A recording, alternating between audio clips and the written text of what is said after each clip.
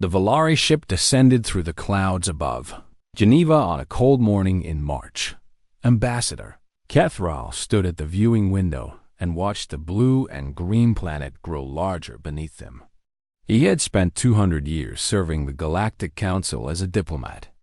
He had negotiated peace treaties with warrior species and trade agreements with merchant civilizations. He had walked on worlds made of crystal and breathed the air of planets where the sky burned orange. Nothing in all those years had prepared him for what he would find on Earth. The shuttle landed on a wide platform near a tall glass building. Kethral adjusted his translation device and checked his appearance in the reflection of the window. His scales were a healthy shade of blue, and his forearms were properly folded in the diplomatic greeting position. Behind him stood 6 members of his security team, each one trained in combat and protocol. The shuttle door opened with a soft hiss, and Kethral stepped out onto the platform.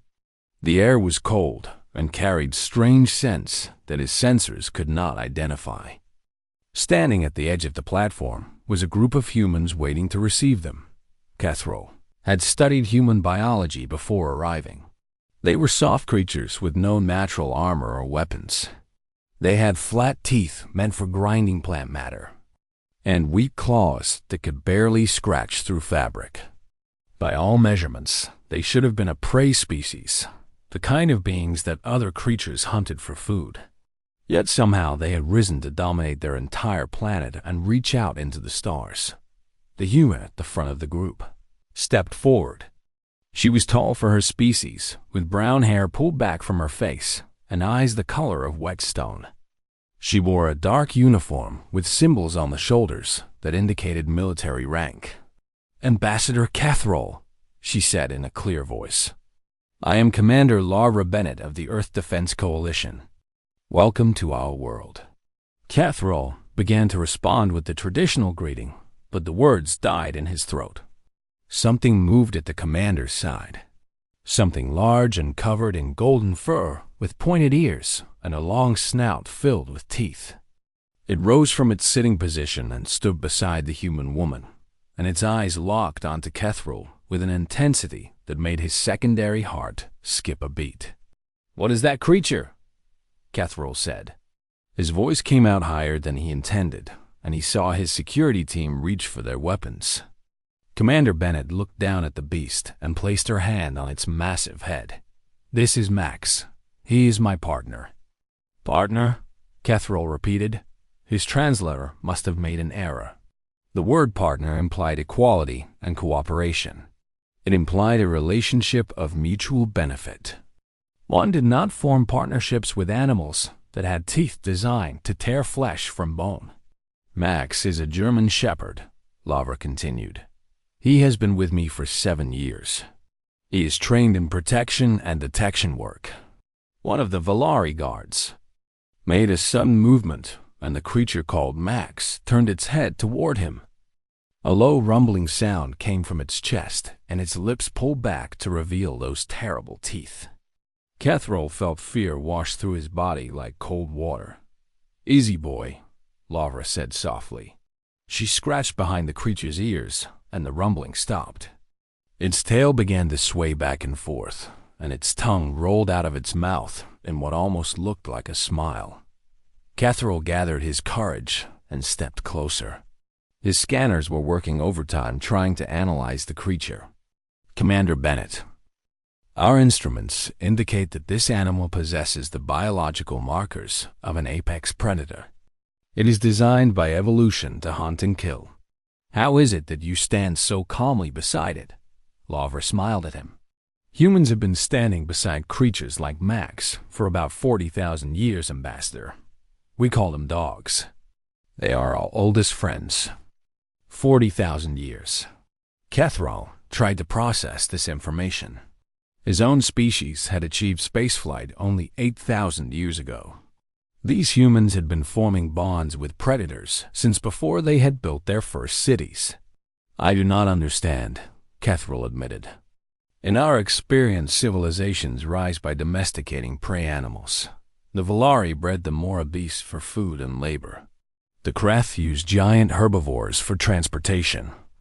No species in galactic history has ever domesticated apex predators. Then I suppose we are the first, Lavra said. There was something in her voice that sounded like pride. Would you like to meet him properly? Every instinct in Kethrel's body screamed at him to refuse. This creature could kill him with a single bite. Its jaws could crush his bones like dry twigs. But he was a diplomat, and diplomacy required courage. He stepped forward and extended one of his smaller hands. Max sniffed at his scales with a wet nose.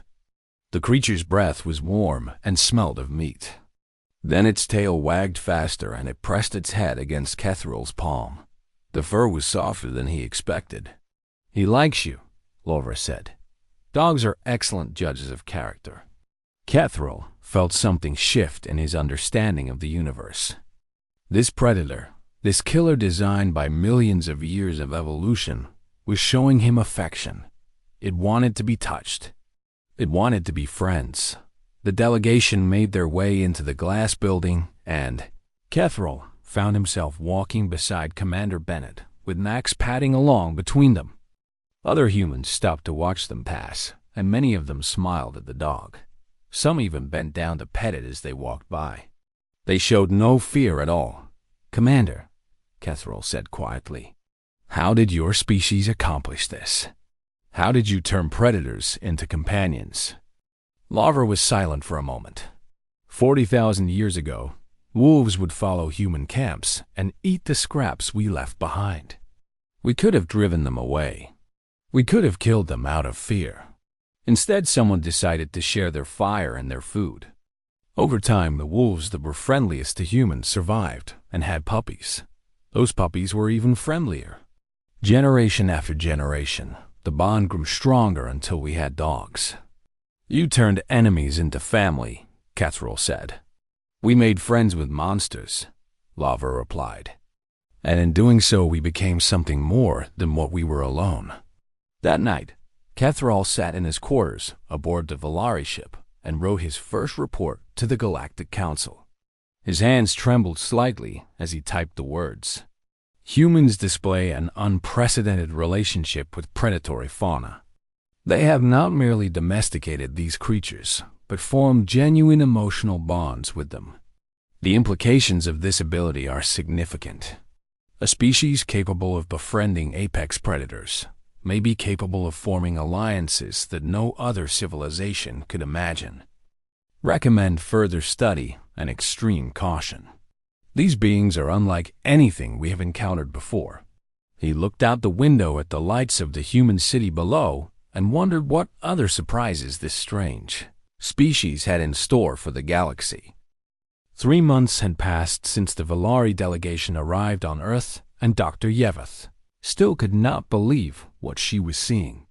She stood at the fence of a Montana ranch, watching creatures that weighed more than 500 kilograms trot across a green field. Their muscles rippled beneath smooth coats of brown and black and white. Their hooves struck the ground with enough force to crack stone. They were beautiful and terrifying. They are called horses, said the human standing beside her. His name was Daniel Porter, and he worked as a veterinarian caring for sick and injured animals. He had volunteered to serve as her guide during the cultural exchange program. Humans have been riding them for about 6,000 years. Riding them, Yeveth repeated.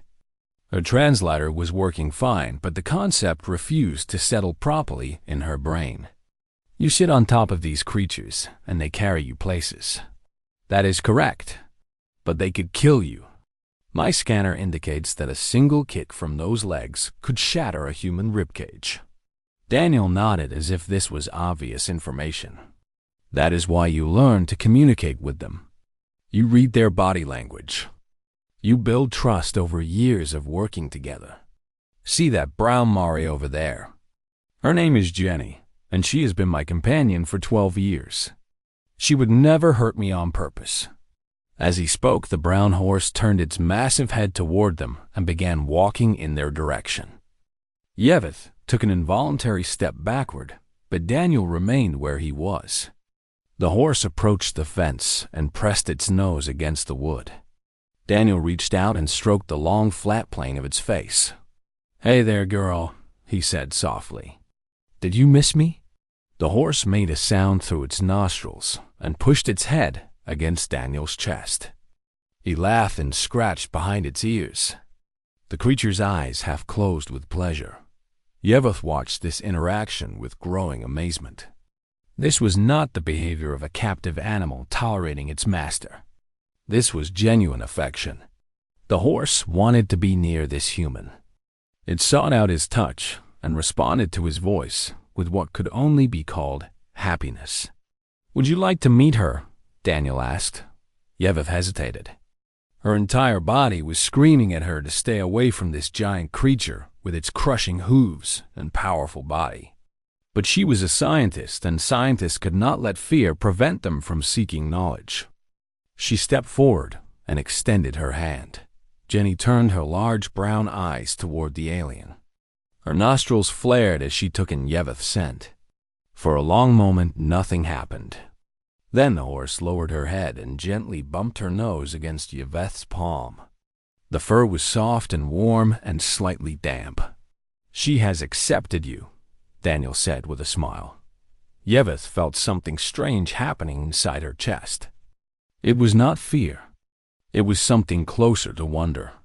She had spent decades studying xenobiology across a dozen worlds, and she had never encountered anything like this.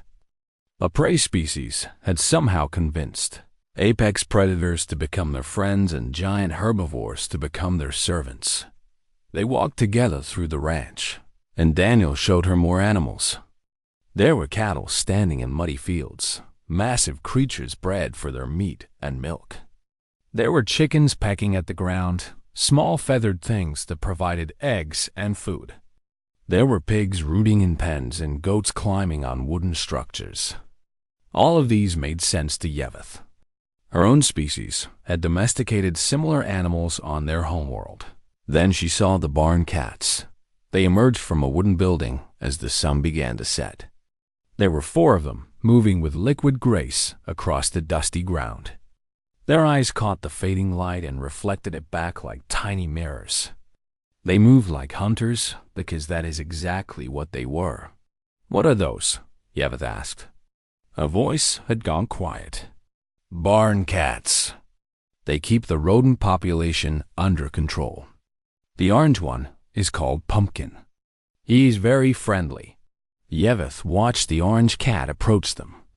It was small compared to the horses, perhaps only 4 kilograms, but something about its movement triggered deep instincts in her brain. This was a predator. This was a creature that killed for pleasure. Its ancestors had stalked prey through tall grass and leaped from shadows with claws extended. The cat walked directly up to Daniel and wound between his legs. A strange rumbling sound came from its chest. Yeveth's translator identified it as purring, a vocalization that indicated contentment and pleasure. "He wants you to pet him," Daniel said. "I am not certain that is wise. He weighs about as much as a large bag of flour. The worst he could do is scratch you." Yeveth knelt down slowly and extended her hand toward the orange creature. Pumpkin sniffed at her fingers and then pushed his head against her palm. The purring grew louder. His fur was incredibly soft and warm. "Humans keep these creatures in their homes," Yeveth said. It was not a question. Many humans sleep with cats on their beds. They consider them members of their family. You sleep beside predators. They are small predators, and they are very good at keeping your feet warm. That evening, Yeveth returned to the Villari research station and began composing her report. Her fingers moved across the input device as she tried to find words to describe what she had witnessed. Humans have domesticated at least 40 distinct species, including multiple apex predators and several ambush hunters. They form emotional bonds with these creatures that transcend the simple relationships of owner and property. The humans do not view their animals as tools or resources. They view them as friends and family members. This behavior has no parallel in recorded galactic history. She paused and looked out the window at the dark Montana sky. Somewhere in the distance, a dog was barking. Somewhere else, a cat was hunting mice in a barn. Somewhere, a horse was standing in a field waiting for the human who would come in the morning to brush its coat and feed it apples. Recommend upgrading humanity's threat assessment. Yeveth continued typing. Not because they are violent or aggressive, but because they possess an ability we do not fully understand. They can form bonds with creatures that should be their enemies. If they can befriend wolves and ride horses and sleep beside cats, what else might they be capable of? What other impossible alliances might they forge among the stars? She saved the report and sent it to the Galactic Council. Then she sat in the silence of her quarters and thought about a small orange cat that had purred against her hand. For the first time in her life, she understood why humans smiled so often. There was something wonderful about being accepted by a creature that did not have to accept you. There was something magical about earning the trust of something wild. She wondered if her own species had missed something important when they chose to domesticate only prey animals. She wondered what the Valari might have become if they had been brave enough to offer friendship to the dangerous things in their world outside her window. The stars were coming out one by one. Somewhere among them was the Valari homeworld, where her people had built a civilization based on safety and caution and fear. It seemed very far away tonight. The pirate ship came out of nowhere. One moment, the Valari diplomatic vessel was cruising peacefully through the quiet darkness between stars. The next moment, alarms were screaming and red lights were flashing in every corridor. Ambassador Kethril stumbled from his sleeping quarters and grabbed the nearest crew member. "What is happening?" he demanded. "Razor Clan," the crew member said. His scales had gone pale with fear. "They have locked onto our ship with boarding clamps. They are cutting through the hull." Kethril felt his blood turn cold. The Razor Clan were the most feared pirates in the quadrant. They were a reptilian species with sharp teeth and sharper blades. They attacked unarmed vessels and took everything of value, including the crew members themselves, who they sold as slaves in the outer rim markets. No one escaped the Razor Clan. "All non-combat personnel to the safe room," the captain announced over the ship's communication system. "Security teams to defensive positions." Kethril ran through the corridors toward the designated safe room. Around him, other diplomats and researchers were doing the same, their faces tight with terror. They all knew what the Razor Clan did to their prisoners. Death would be a mercy compared to what awaited them. Then Kethril rounded a corner and nearly collided with a human chief security officer. Marcus Cole stood in the middle of the hallway with a weapon in his hands and a strange expression on his face. He did not look afraid. He looked eager. "Ambassador," Marcus said calmly, "please proceed to the safe room. We will handle this." "You cannot fight the Razor Clan," Kethril said. "There are only 6 of you. They will have at least 30 warriors." Marcus smiled, and it was not a pleasant smile. "We brought some friends." Behind him, Kethril saw the rest of the human security team. There was Katie Reeves and her partner Shadow, a Belgian Malinois with dark fur and intelligent eyes. There was Samuel Grant with his German shepherd named Thunder. There were 4 more humans with 4 more dogs, and all of them were moving toward the breach point with the same eager energy. "You are going to fight them with animals," Kethril said. He could not keep the disbelief from his voice. "Ambassador," Katie said as she passed him, "these are not just animals. These are our pack, and nobody threatens our pack." Kethril retreated to the safe room, but he could not bring himself to close the door completely. He watched through a narrow gap as the human team took up positions near the hull breach. The dogs were completely silent now. They stood beside their handlers with their ears forward and their bodies tense. They knew what was coming. They were ready for it. The hull gave way with a screech of tearing metal, and the first Razor warrior burst through. He was massive, nearly 3 meters tall, with scales the color of dried blood and a blade in each of his 4 hands. His mouth opened in a battle cry that echoed through the corridor. Shadow hit him before the cry finished, leaving his throat. The dog launched herself at the pirate like a missile made of fur and teeth. She struck his chest with her front paws, and her jaws clamped around his weapon arm with crushing force. The razor screamed and dropped his blades as Shadow's teeth sank through his scales and into the flesh beneath. More pirates poured through the breach, and the humans opened fire with their weapons. But the dogs were the real terror. They moved faster than the eye could follow, darting between legs and leaping at throats. Thunder took down a razor twice his size by hitting him in the back of the knees and then going for his neck when he fell. A black Labrador named Night dragged the pirate to the ground and held him there with her jaws locked around his arm. Kethril watched with a mixture of horror and awe. The Razor clan had conquered dozens of worlds. They had faced soldiers and mercenaries and combat robots. But they had never faced anything like this. The dogs fought with a fury that seemed to come from somewhere ancient and primal. These were not machines following programming. These were not soldiers following orders. These were predators protecting their pack, and there was nothing in the universe more dangerous than that. "What are those things?" the Razor captain screamed over his communication device.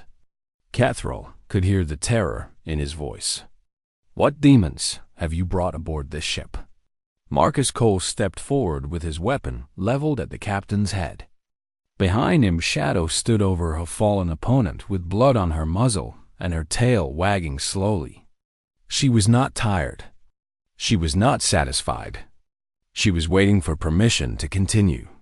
"They are called dogs," Marcus said.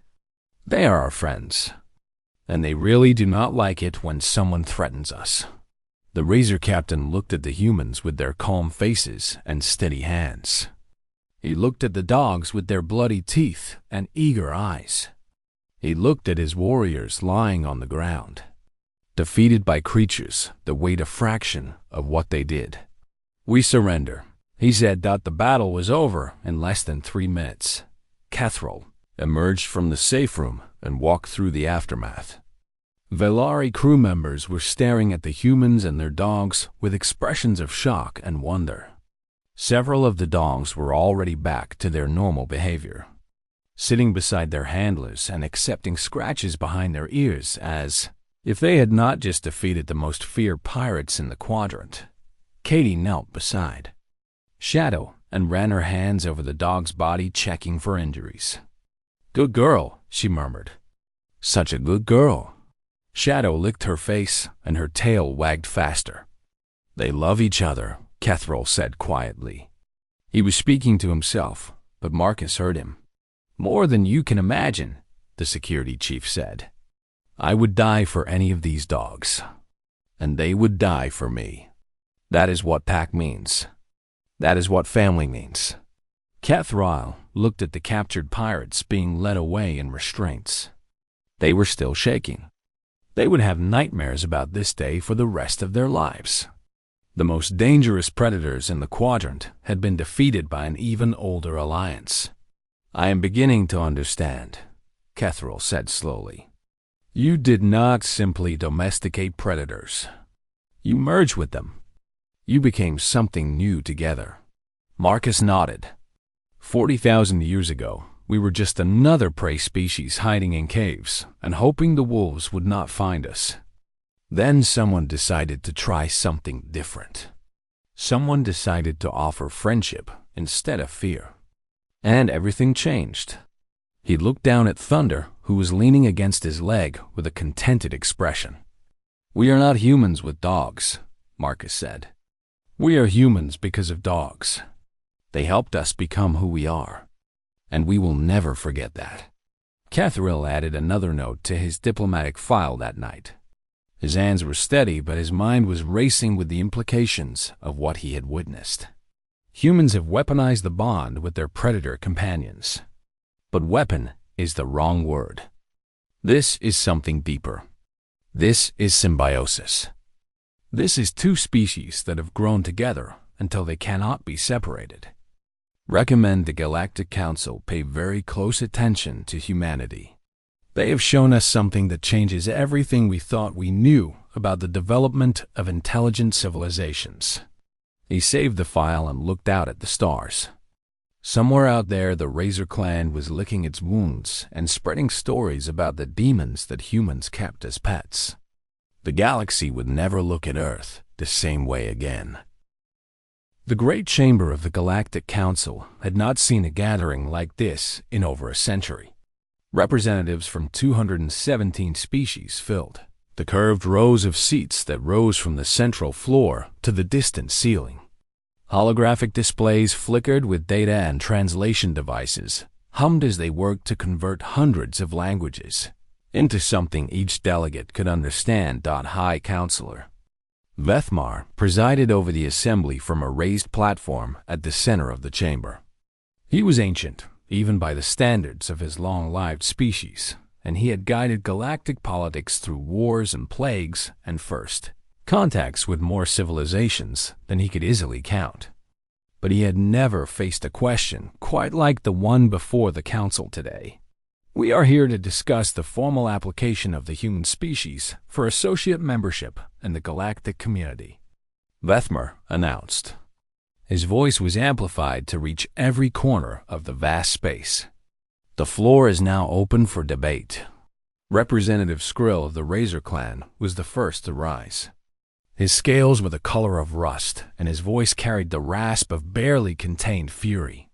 The evidence against accepting humanity is overwhelming. They are dangerous beyond measure. They have formed alliances with predator species. They have used these creatures as weapons against my people. They cannot be trusted. A murmur ran through the assembly. The story of the pirate attack had spread quickly through the galaxy. Many species were disturbed by what they had heard. Others were simply afraid. The humans defeated a razor boarding party in less than 3 minutes, Skrill continued. Not with superior weapons or numbers, but with animals. With beasts they have trained to kill. What kind of civilization creates such monsters? Ambassador Kethrol rose from his seat in the Volari delegation. He had spent 6 months among the humans, and he had requested permission to speak on their behalf. Perhaps I can offer some perspective on this matter. Vethmar nodded. The floor recognizes Ambassador Kethrol of the Volari.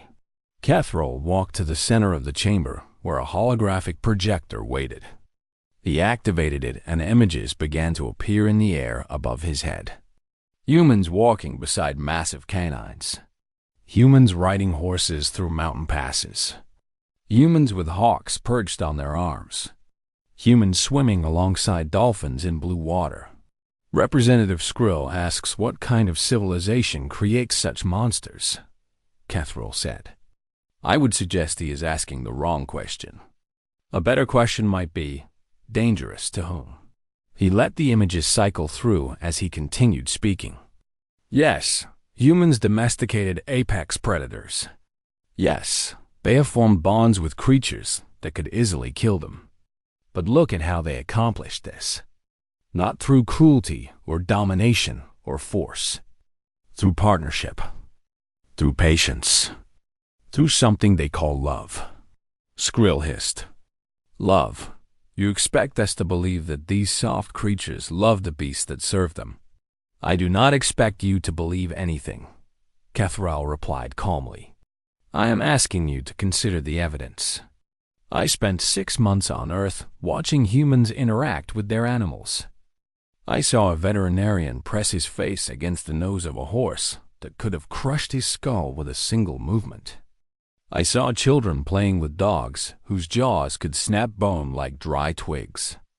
I saw warriors sleeping with cats curled on their chests. He paused and looked around the chamber at the hundreds of faces watching him. In every case, the animals could have chosen violence. In every case, they chose affection instead. Not because they were forced to, but because they wanted to. because the humans had earned their trust over thousands of generations. "Pretty words," said Representative Mokhtar of the Kreth Alliance. His species were massive beings covered in thick gray hide, known throughout the galaxy as fierce warriors. But words do not change the fact that humans have created living weapons. What happens when they turn those weapons against us? Cathrall shook his head. "You still do not understand. These are not weapons. Weapons are tools that can be aimed at any target. The dogs that fought aboard my ship were not fighting because they were ordered to fight. They were fighting because their family was threatened. That is a very different thing." He changed the holographic display to show the aftermath of the pirate attack. The dogs sitting calmly beside their handlers while the defeated razors were led away. Look at them. Minutes after a battle, they are back to their normal behavior. Playing, seeking affection. They are not mindless killers. They are companions who will defend their pack when necessary and return to being gentle friends the moment the threat is gone. High Counselor Vethmer leaned forward in his seat. "Ambassador, you seem to be advocating for human membership. Is that correct?" "I am," Cathrall said firmly. "Not despite their bond with predators, but because of it. In all our vast galactic history, we have never encountered a species capable of what humans have done. We have always domesticated prey animals because we saw them as resources to be used. Humans looked at the most dangerous creatures on their planet and saw potential friends." He turned to face the assembly directly. "Think about what that means. 40,000 years ago, humans were a weak prey species with no natural weapons. They should have gone extinct, like countless other creatures throughout the universe. Instead, they walked up to wolves and said, 'Come sit by our fire.' They climbed onto the backs of horses and said, 'Carry us across this land.' They invited cats into their homes and said, 'Keep us company through the long nights.'" The chamber was silent now. Every delegate was listening. "They reached out to the dangerous and the wild and the unpredictable," Cathrall continued. "And they said, 'Would you like to be my friend?' That is not the behavior of a species to be feared. That is the behavior of a species that understands something we do not. Something about connection and trust and the power of choosing friendship over fear." Representative Skrill rose again. "You are romanticizing butchers. My warriors bear the scars of human dogs. This is not friendship. This is manipulation and control." "Then let me ask you something," Cathrall said. "Have you ever had a creature choose to love you? Not because you dominated it or controlled it, but because it genuinely wanted to be near you. Because your presence made it happy." Skrill was silent. "The humans have," Cathrall said softly. "And perhaps that is why this conversation is so difficult. We are not debating whether humans are dangerous. We are confronting the possibility that they have achieved something we never could. They have earned the love of apex predators. And that accomplishment says more about their character than any weapon or technology ever could." High Counselor Vethmer called for a vote. The process took nearly an hour as each delegation registered their decision. When the final tally was complete, Vethmer rose to announce the results. By a margin of 131 to 86, the Galactic Council has voted to grant humanity associate membership in the galactic community. A wave of sound rolled through the chamber. Some species cheered. Others protested. But the decision was made. Cathrall returned to his seat, feeling something he had not expected: hope. For the first time in his long career, he believed the galaxy might actually change for the better.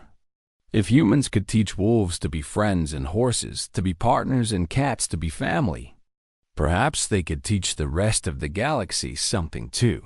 Perhaps they could teach all of them to be a little less afraid. That night, Cathrall sent a message to Commander Lavra Bennett on Earth. It contained only a few words, but they came from somewhere deep in his hearts. The vote passed. "Welcome to the galactic community. I look forward to learning more about your remarkable friends, both the human ones and the others. A reply came an hour later. It was a photograph of Max lying on a couch with his tongue hanging out and his tail blurred from wagging. The caption read, "Max says thank you. He's very excited to make new friends among the stars." Cathrall looked at the image for a long time and found himself smiling. The universe had just become a more interesting place. 5 years had passed since the day the Galactic Council voted to accept humanity into their community. In that time, the universe had changed in ways that no one could have predicted. What began as a cautious diplomatic relationship had grown into something far more remarkable. The human alliance now included 12 species bound together not by treaties or trade agreements, but by something much simpler and much more powerful. Friendship. Admiral Lavra Bennett stood on the observation deck of the Alliance flagship Horizon and watched the scene unfolding in the recreation bay below. A group of Velari children were sitting on the floor playing with a litter of Labrador puppies. The puppies tumbled over each other and licked at the children's scales and made tiny barking sounds that echoed through the vast space. The Velari parents stood nearby, watching with expressions that had shifted from nervous to delighted over the past hour. Near the viewing window, a Kreth warrior sat cross-legged on a padded mat. He was enormous even by the standards of his species, with battle scars covering his thick gray hide and hands that could crush stone. In his lap sat a small tabby cat that was purring loud enough to be heard across the room. The warrior was stroking its fur with surprising gentleness, and his usually fierce face had softened into something almost peaceful. "They are learning," said a familiar voice beside Laura. She turned to find Cathrall standing next to her. He had aged in the years since first contact, his scales fading from bright blue to a softer shade, but his eyes were still sharp and curious. He no longer served as ambassador. Now he held the position of chief diplomatic officer for the entire alliance. It was a role that suited him perfectly. "Learning what?" Laura asked. "What you have always known," Cathrall replied. "That the measure of a civilization is not how it treats those who cannot fight back. Any species can dominate the weak, but to approach something that could hurt you and extend trust and build love where there could have been war, that requires something special." Max stood beside Laura as he always did. He was old now, with gray fur around his muzzle and a slower step than he once had. But his eyes were still bright, and his tail still wagged when he saw friends approaching. He had become something of a celebrity among the Alliance species. Diplomats requested meetings with him. Scientists studied him. Children begged their parents to let them meet the famous human dog. He seemed to enjoy the attention. "We received another application for membership today," Cathrall said. "The Thorn Collective. They are a species of sentient plants from the Outer Rim. They say they have been watching our alliance, and they wish to join." Lavra raised an eyebrow. Sentient plants want to join an alliance built around the human-animal bond. They have their own companions, symbiotic insects that pollinate their flowers and defend their groves. They said our example inspired them to reach out beyond their world. Cathrall made the Velari equivalent of a smile. "You have started something you cannot stop, Admiral. The idea of interspecies friendship is spreading across the galaxy." They watched together as a young Velari child approached the Kreth warrior with hesitant steps. The warrior looked up from the cat in his lap, and his face shifted into something that might have been a smile on a softer species. He held out the cat toward the child. "Would you like to hold her?" the warrior asked. His voice was deep and rough, but there was kindness in it. The child looked at her parents, who nodded encouragement. Then she reached out and carefully took the small furry creature into her arms. The cat settled against her chest, and the purring continued. The child's face lit up with wonder. "Before humans came, we never would have seen that. Cathrall said quietly. A Kreth warrior and a Valari, child sharing a moment of connection over a small predator from Earth. Your species has given us something we did not know we were missing. We just shared what we had. Laver said, Dogs and cats and horses have been our companions for thousands of years. It seemed wrong to keep that to ourselves. That is exactly what I mean, Cathrall replied. Most species guard their advantages. They hoard their secrets and their strengths. Humans looked at the thing that made them special and decided to give it away. That kind of generosity changes worlds. A commotion near the entrance drew their attention. A group of mixed-species engineers had arrived leading several dogs on leashes. These were working animals trained to assist with search and rescue operations on damaged vessels. The engineers were arguing cheerfully about the best way to design pet-friendly quarters for the next generation of Alliance ships. We need larger doors for the bigger breeds, one Kreth was saying, and lower beds so the older dogs can climb up without hurting their joints. What about the cats? A Valari replied. They need vertical space. Climbing structures and high perches where they can observe their territory. And do not forget the horses on the colony worlds, a human added. We should design stable facilities that can be deployed quickly when we establish new settlements. Laura laughed softly. 6 years ago, none of them had ever seen an Earth animal. Now they are arguing about pet furniture design. The bond spread, Cathrall said. That is their nature. Once someone experiences the love of a companion animal, they want others to feel it too. I have seen Razor Clan warriors adopt puppies. I have seen isolationist species open their borders because they wanted to import breeding pairs of cats. Your gift keeps giving. Max pressed his head against Laura's leg, and she reached down to scratch behind his ears. He leaned into her touch with a contented sigh. This moment right here was what everything had been building toward. Not conquest or domination or the spread of human power. Just connection. Just friendship.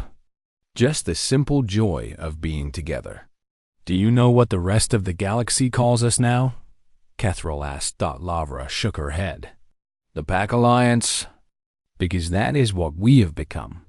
A pack made up of hundreds of species, all choosing to protect and care for each other.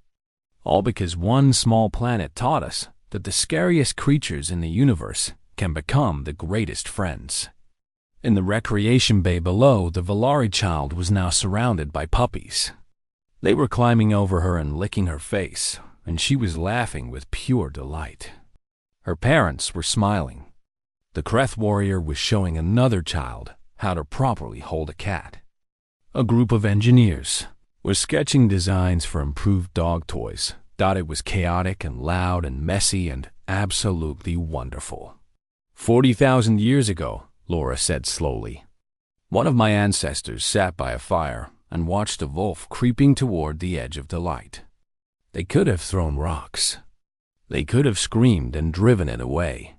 Instead, they threw food. She looked down at Max, who looked back up at her with eyes full of love and trust. That one choice changed everything. Not just for humans, but eventually for the whole galaxy. Because friendship is like that. It spreads from one heart to another until it covers the whole universe. Cathrall nodded. I think I finally understand why humans smile so often. You know a secret that took us millennia to learn. Life is better when you share it with friends. Even friends with sharp teeth and claws. The Alliance flagship Horizon continued on its journey through the stars, carrying representatives from a dozen species and their beloved companion animals. Behind them stretched a trail of change. Worlds where dogs were learning to play with alien children and cats were curling up in alien laps and horses were carrying alien riders across strange new landscapes, and somewhere in the vast darkness of space, a message was spreading from world to world. A simple idea that humans had discovered 40,000 years ago and were now sharing with the galaxy. Do not fear what is different. Do not hate what is dangerous. Reach out your hand and offer friendship. You might be surprised by what reaches back. The universe was vast and cold and filled with countless wonders and terrors. But it was a little bit warmer now, a little bit friendlier, a little bit more like home, because humans had brought their dogs to the stars. And everything was better because of it.